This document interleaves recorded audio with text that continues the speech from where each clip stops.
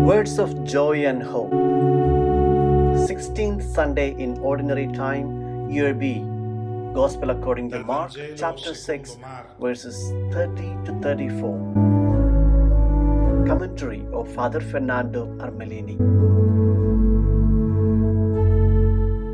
The apostles gathered together with Jesus and reported all that they have done and taught.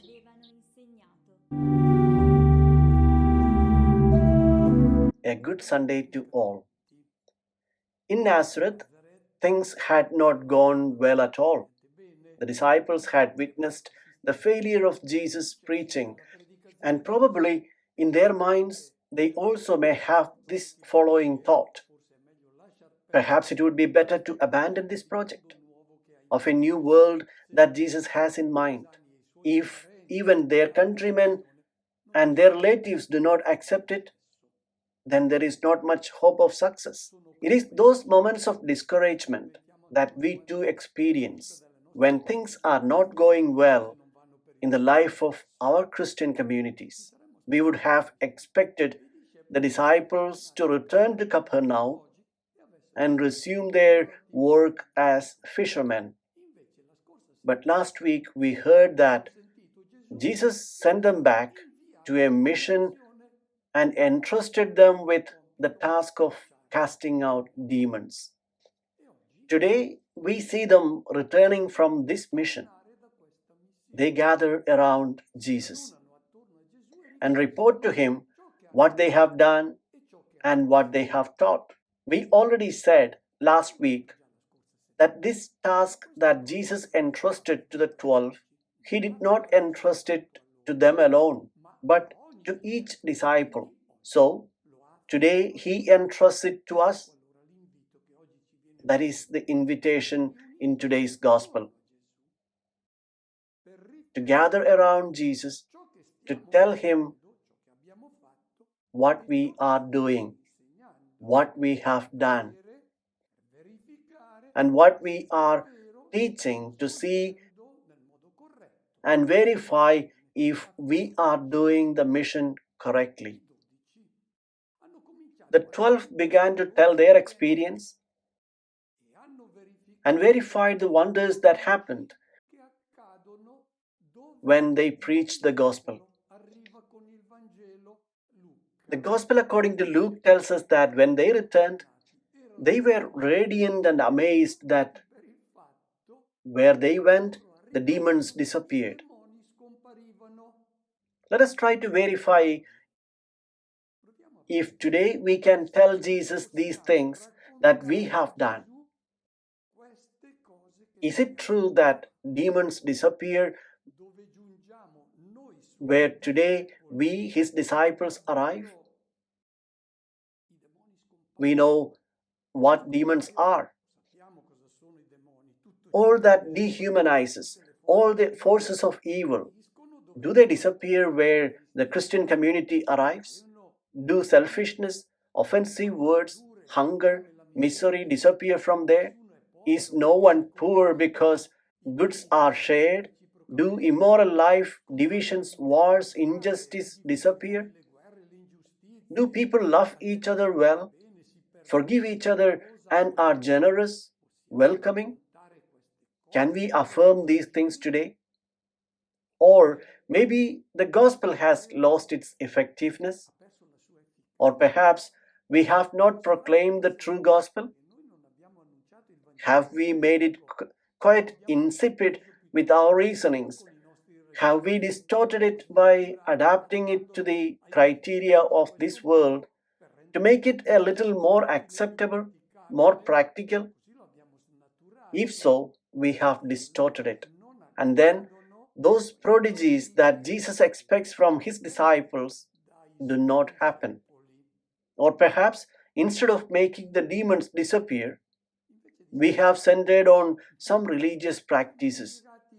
We have insisted on encouraging devotions, pilgrimages, solemn liturgies, good things, nice things. But if demons don't disappear, we must look for the reason. Have we incarnated the gospel message? Have we announced the gospel?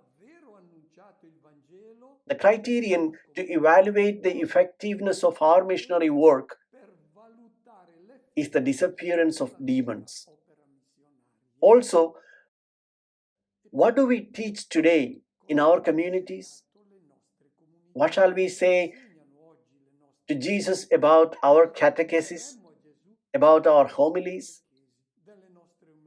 The message that we announce, is it that of the master, or do we make some vague, superficial speech that does not touch the heart of the people, does not invite them to make a radical change in their lives? Our preaching, does it touch the people's hearts? Are those who listen to our sermons marked for the rest of the week? Let us remember the sermons preached by the rabbis in the synagogue. They left the demons very quiet.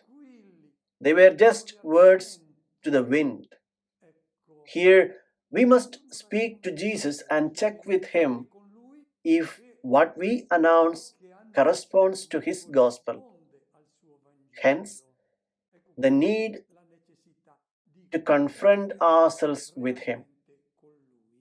Now, we would expect Jesus to congratulate his disciples because they have done their mission well and have taught what he teaches and wants it to be proclaimed. Instead, let us listen to what he invites them to do. He said to them, "Come away by yourself to a desert place and rest a while." People were coming and going in great numbers, and they had no opportunity even to eat. So they went off in the boat by themselves to a desert place.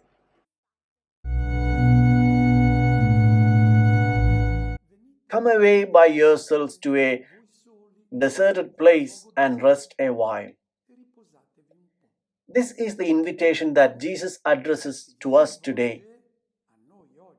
We must meet him again in an uninhabited place, kathedian in Greek. It means in private. They are those moments of intimacy with the Lord. This expression is used when Jesus is alone with his disciples to reveal to them messages that only they can understand. For example, after telling the parables, the evangelist Mark tells us that Jesus privately, kathedian, explains everything to them. Or when Jesus leads these three disciples on the Mount of Transfiguration, it says that he led them alone, apart, and then they must go to a deserted place. Eremos in Greek is an adjective from which the word hermitage comes. Therefore, a place of silence, solitude, and meditation, where there is no confusion, must meet alone with him. It is that moment of intimacy that today we can call with a name that we know very well: moments of prayer. Prayer is the dialogue between people in love who want to deepen their mutual knowledge, want to exchange their dreams and share their expectations, their hopes, and their mutual love. Our relationship with Christ is not that of the master, of the employer, who at the end of the day pays us. No. The relationship with Christ, as it is presented in the Gospels, is the spousal relationship, the one cultivated by people in love, who spend a lot of time together, who cultivate these moments of intimacy. These are the moments of prayer, of dialogue with him, because we are the ones who have to solve the problems. But after dialoguing with him, to tune our options according to what He likes. If we do not pray, we act in the wrong way about our profession. If we do not dialogue with Jesus, we do not see it together with Him. It easily becomes an idol. It becomes the only purpose of our life, which ends up dehumanizing us, makes us lose sight of the highest values. I can dedicate all my time, all my thoughts to the idol that makes me lose sight of the highest values. And then my life becomes an excessive running that in the end tires and leaves me breathless. And at a certain point, we no longer understand what the end of everything we do is. We all do experience this. We spin like tops all day long, and we arrive at night exhausted by our activity, which absorbs us completely, prevents us from thinking about anything else, and makes us forget the most important thing. Here is the need we all must stop and look again at what is happening in our life with Jesus alone, in silence and meditation, to rest for a while. The objective is rest. It is not a recommendation to take a few days of rest and then resume our work with more frenzy. No. The objective of this rest is to regain inner peace, the tranquility of mind, the serenity of heart, to find ourselves. If you have become angry with an employer, if you are tempted to compromise your conscience, if you are agitated by family problems or troubled by a bad love relationship, stop. Look for these moments in which you are alone with Christ, with His gospel, to know what He thinks of those problems, of your anguish. How can you say that He does not speak to you? Because if you know His gospel, if you are His disciple, you know how He thinks. And then you hear Him speak. You know the suggestions He gives you. You need those moments when you dialogue with Him so that you are not at the mercy of your passions, of your pride, your jealousy, your envy, your resentments. Here you find the peace that these moments of encounter with Him gives you. The most immediate application is the experience that we have on the Lord's Day, which is the time of rest of our week. When we listen to His word, we meet the brethren who share with us the same life project. That is a truly unique experience that should give meaning to our lives, to the rest of our week, and also of our life. This rest is exactly what is recounted in Psalm 23, to which the evangelist clearly refers. It is the oasis where we meet with the shepherd. The Lord is my shepherd, I shall not want. He makes me lie down in green pastures. He leads me beside the still waters. He refreshes me. He leads me in the right way. It is the invitation to rest, to meet the Lord. And if this invitation to rest is addressed to all the disciples, there is an appeal, a recommendation that perhaps applies more to priests and parish priests, to those who are involved full-time in pastoral activities, that sometimes absorb them more than necessary, to the point that they no longer have time even to pray. And in fact, the evangelist says that There were many coming and going, and the disciples no longer had time even to eat. This is the experience that many times we priests have in the parishes. Many times we meet with a chaotic, disorderly crowd that gives the idea of people who come and go, and it seems that they do not know exactly what they want, what they expect from the parish and Jesus. It doesn't say they were looking for Jesus to hear his message. It says they come and go. This kind of people also waste a lot of time and is very different from those crowds that we are going to talk about in a little while in the gospel. People who are looking for Jesus. These people that come and go are not only not helpful to find the inner rest, but also certain religious manifestations made of scattered exteriority do not lead to union with the Lord. And in the end, we perceive that they are not even beneficial. What does Jesus do now? He departs with his disciples with the boat and goes to a deserted, secluded place. Again, these places are mentioned that indicate solitude and silence, meditation. Let us look at this boat now as it sails away on the lake.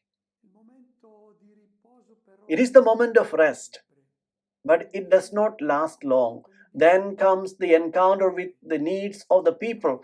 Let us listen to what happens to Jesus and the disciples when they arrive with their boat on the dry land. People saw them leaving, and many came to know about it. They hastened there on foot from all the towns and arrived at the place before them. When he disembarked and saw the vast crowd, his heart was moved with pity for them, for they were like sheep without a shepherd, and he began to teach them many things. Let us try to understand the meaning of Jesus' decision to leave the crowd and go with the disciples in the boat. There was a lot of confusion, people coming and going, but also people who wanted to hear his message. How is it that Jesus leaves in that boat? It's a time when it's good to let people reflect, to become aware of the need to meet Christ. Of course, you have to be salt and leaven in the world, but there comes a time when it is wise to disregard people because you can become even more significant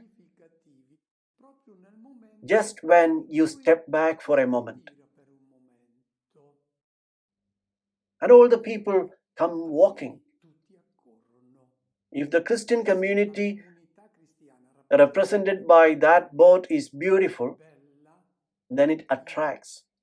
People must have said, those people in that boat look really happy. Joy is the sign of the presence of the Spirit. This crowd looking for the boat is the living image of humanity today,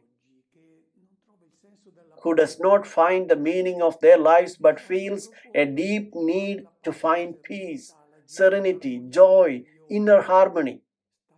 They are looking for God. We know indeed that those who live in hardship, those who have serious economic problems, have no rest, but neither have rest those who live in opulence, in unrestrained luxury, in sensuality, in a daze that does not know what madness to invent to experience the excitement of new adventures. None of them live in the condition of serenity, of rest, of inner harmony. What does this crowd do? It even precedes the boat, a sign of the need of the multitude and also of humanity today to meet Christ. This Christ that is found in this community, what does Jesus do now? Let us look now at the verbs that are life lessons for the Christian community today. The first verb, disembark. The temptation that the church may have is not to disembark, not to find a way to find this humanity as it is. Therefore, to assume that attitude of detachment and to limit itself to repeat the usual complaint that the world is disordered, that there is moral degradation, that all the moral values are lost. The church must come out of its self-referentiality, and must go to meet the man, the woman of today, as he or she is.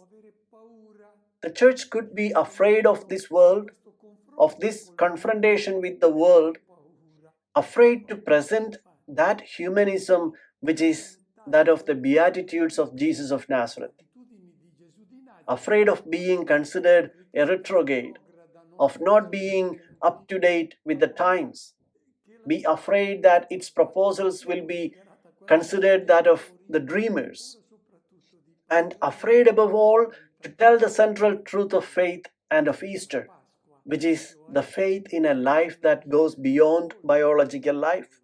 This is the first message that comes from the Master. He comes down from the boat and meets this humanity. The second verb, he saw a great multitude. He sees a great multitude. He opens his eyes to see the needs of this multitude that seeks rest, that does not know where to go. And the people catch the look that the church has towards them, the love that is felt towards them. This humanity perceives if we have captured the restlessness that they have and expects us to answer these inner questions. The third verb, he had compassion. With the famous verb splangenisomai. Splangema is the bowels, are the reference to the Hebrew term with which the Lord presents his love. Anirakun, it says in the book of Exodus. That is, I am the one who feels love for humankind, and is presented with the image of the passion that a mother feels for her child, that she carries in her womb. And in fact, regem in Greek is the mother's womb. The love of God is a uterine love. This is splagnisomai. It's beautiful that when God presents his love, he does not say that he loves us with all his heart, but with his womb. It's a feminine image because men also have, but the womb, only women. This is the ultimate in passionate involvement. This is what Jesus feels for this humanity that needs him and his gospel. The reason? They were like sheep without a shepherd. The reference is to two Old Testament texts. The first is that of Moses, who at the end of the Exodus, in the book of Numbers, remembers and asks the Lord, I pray to you that these people may not be like a flock adrift without a shepherd. He asked the Lord to send them one day a shepherd to lead them as he had led them. Indeed, they had shepherds, even many, but they did not care for their people. They thought of their interests and their privileges. They dominated over the people, they exploited them, and in fact, the prophet Ezekiel says, and this is the second text the evangelist refers to, that says that because of the shepherds, the people are scattered, and the sheep, which are the flock of the Lord, are prey to all the ferocious beasts, and they are sheep and they are wandering all over the land. and no one cares for them. In Jesus' time, there were shepherds, the scribes, the Pharisees, the rabbis, the political leaders, King Herod, but they took care of themselves, not of the people. One can be a good shepherd, but there are also bad shepherds. And those who follow a good shepherd become a good person, and those who follow a bad shepherd becomes a bad person. This is the reality of our humanity today. For those multitudes that we see around us, we must have the look and love that Jesus showed. There is a widespread thirst that cannot be quenched by pleasures, by dumbing down. There is a deep need that we often do not become aware of, but it is felt. It is the need for God. We must have that look at the people around us and grasp that need they feel. Let us ask ourselves why today many resort to occult rites, to theosophies, to Oriental religions. They are looking for their soul's rest.